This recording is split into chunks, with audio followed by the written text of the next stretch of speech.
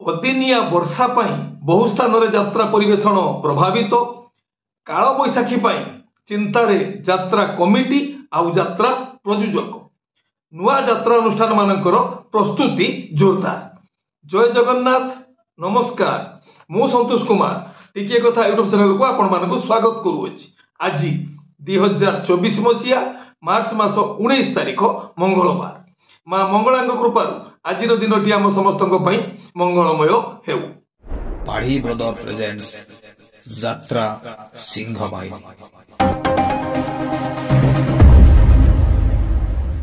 एबे आसंतु जीवा नाटकीय कार्यक्रम को।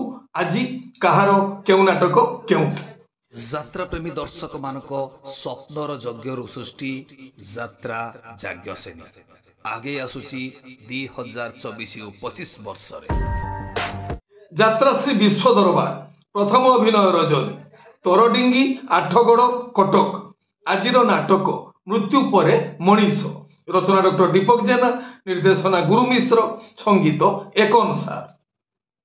ओम श्री बाघाज्योति लोकनाट्य तृतीय अभिनय रजनी मालहाट एंडलबा जाजपुर।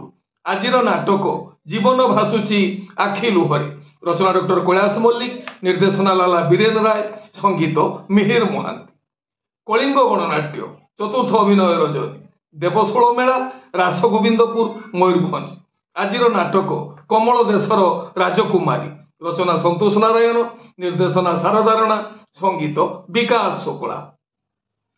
यात्रा इंद्रभुवन प्रथम अभिनय रजनी संपूर सम हॉस्पिटल पाख भुवनेश्वर।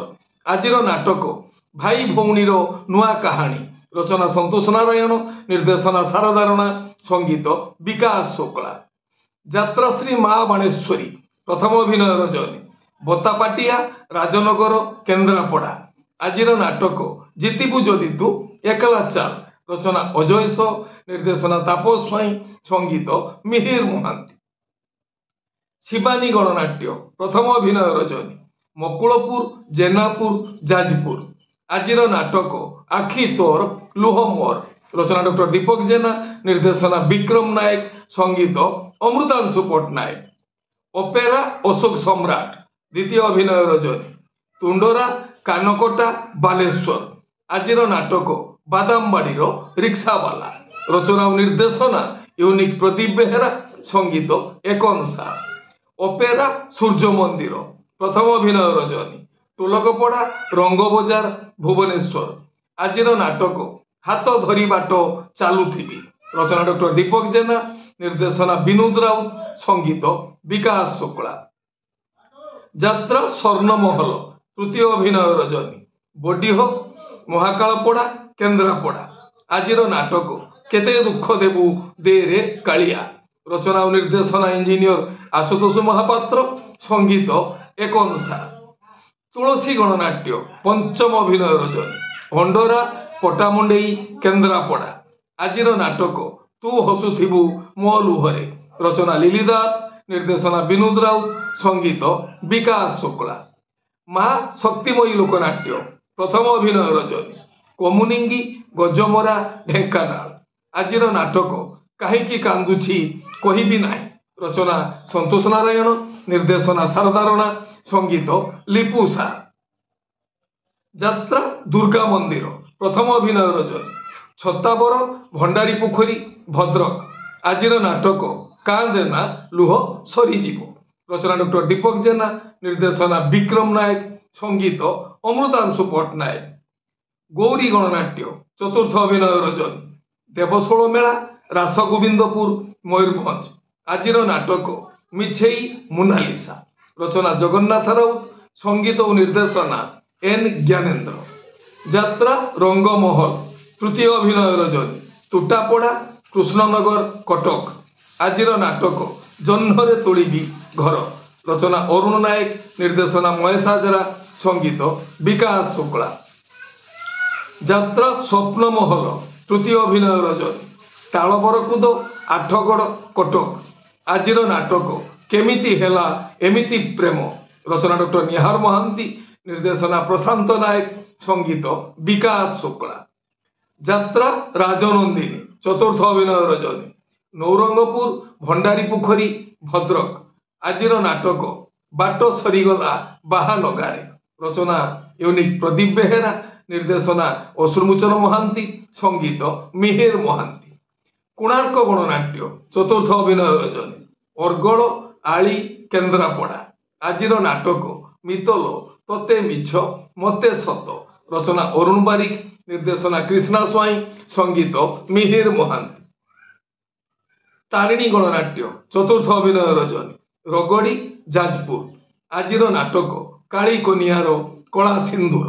ରଚନା ଶତରୂପା ମିଶ୍ର, ନିର୍ଦ୍ଦେଶନା ମୁକ୍ତିକାନ୍ତ ନାୟକ, ସଙ୍ଗୀତ ମିହିର ମହାନ୍ତି। ଅପେରା ସାଇ ସମ୍ରାଟ ତୃତୀୟ ଅଭିନୟ ରଜନୀ। ଏରଡା ବାସୁଦେବପୁର ଭଦ୍ରକ। ଆଜିର ନାଟକ ବନ୍ଧୁ ପ୍ରେମ ଟିକେ ଲାଗେ ନିଆରା। ରଚନା କ୍ଷିତୀଶ ମଣ୍ଡଳ, ନିର୍ଦ୍ଦେଶନା କିଶୋର ଖଣ୍ଡୁଆଳ, ସଙ୍ଗୀତ ବିକାଶ ଶୁକ୍ଳା। ଯାତ୍ରା ଧଉଳି ଗଣନାଟ୍ୟ ଦ୍ୱିତୀୟ ଅଭିନୟ ରଜନୀ। ଡାମରପୁର ପଟାମୁଣ୍ଡେଇ କେନ୍ଦ୍ରାପଡ଼ା। ଆଜିର ନାଟକ କହ୍ନେଇ ରଜାମ ବାଇଦ ବଜା। ରଚନା ଡକ୍ଟର ନିହାର ମହାନ୍ତି, ନିର୍ଦ୍ଦେଶନା ସୁଶାନ୍ତ ଦାସ, ସଙ୍ଗୀତ ମିହିର ମହାନ୍ତି। ରାଜଧାନୀ ଅପେରା ପଞ୍ଚମ ଅଭିନୟ ରଜନୀ। କୁଶଳେଶ୍ୱର ଦେଉଗାଁ କେନ୍ଦୁଝର। ଆଜିର ନାଟକ ଲୁହ ମୋର ଆଖିର ସାଥୀ। ରଚନା ଏନ୍ ଜ୍ଞାନେନ୍ଦ୍ର, ନିର୍ଦ୍ଦେଶନା ଅଶ୍ରୁମୋଚନ ମହାନ୍ତି, ସଙ୍ଗୀତ ଏକ ଅନୁସାର। ତପସ୍ୟା ରଙ୍ଗମଞ୍ଚ ଦ୍ୱିତୀୟ ଅଭିନୟ ରଜନୀ। ବିଣ୍ଡିପୁର ଗଡ଼ିସାଗୁଡ଼ା ପୁରୀ। ଆଜିର ନାଟକ ଠକିଦେଲ ବନ୍ଧୁ ଠିକଣା ବେଳେ। ରଚନା ମୁକ୍ତିକାନ୍ତ ନାୟକ, ନିର୍ଦ୍ଦେଶନା ଅଭିରାମ ସାହୁ, ସଙ୍ଗୀତ ଟିଟନ ସାର। ଆପଣମାନେ ଜାଣିଲେ ଆଜି କେଉଁ ସ୍ଥାନରେ କେଉଁ ଯାତ୍ରା ଅନୁଷ୍ଠାନ କେଉଁ ନାଟକ ମଞ୍ଚସ୍ଥ କରିବ।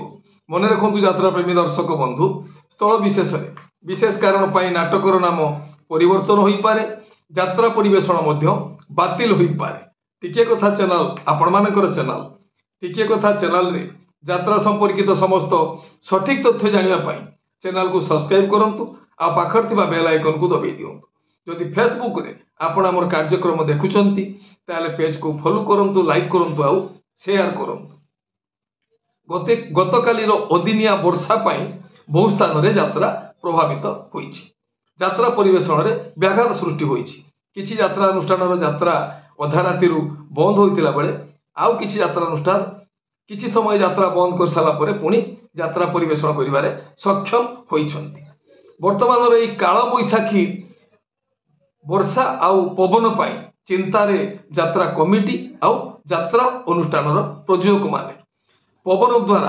ଅଦିନିଆ ପବନ ଦ୍ୱାରା ବାତ୍ୟା ଦ୍ୱାରା ବହୁ ପରିମାଣରେ ଯାତ୍ରା ଟ୍ରେଣ୍ଡ କ୍ଷତିଗ୍ରସ୍ତ ହେଉଅଛି। ଆଗାମୀ ଯାତ୍ରା ବର୍ଷ ପାଇଁ ଯେଉଁ ଯାତ୍ରାନୁଷ୍ଠାନ ମାନେ ପ୍ରସ୍ତୁତି ପର୍ବ ଆରମ୍ଭ କରିଛନ୍ତି ସେମାନଙ୍କର ପ୍ରସ୍ତୁତି ପର୍ବ ଖୁବ୍ ଜୋରସୋରରେ ଆଗେଇ ଚାଲିଛି। କଳାକାର ଚୟନ, ନାଟକର ନାମ ଘୋଷଣା ସବୁକିଛି କାର୍ଯ୍ୟ ଜୋରସୋରରେ ଆଗେଇ ଚାଲିଛି। ଏ ହେଲା ଆଜି ସକାଳର କିଛି ଯାତ୍ରା ସମ୍ପର୍କିତ ଖବର ଯାତ୍ରା ପ୍ରେମୀ ଦର୍ଶକମାନଙ୍କ ପାଇଁ। ପୁଣି କିଛି ନୂଆ କଥା, ନୂଆ ସମ୍ଭାବନାର ବାର୍ତ୍ତା ନେଇ ମୁଁ ଆସିବି ଆଉ ଏକ ସ୍ୱତନ୍ତ୍ର ଏପିସୋଡରେ। ସେତେବେଳେ ପର୍ଯ୍ୟନ୍ତ ବିଦାୟ ଦିଅନ୍ତୁ। ନମସ୍ତେ, ଭଲରେ ରହିବା ସମସ୍ତେ। ଜୟ ଜଗନ୍ନାଥ।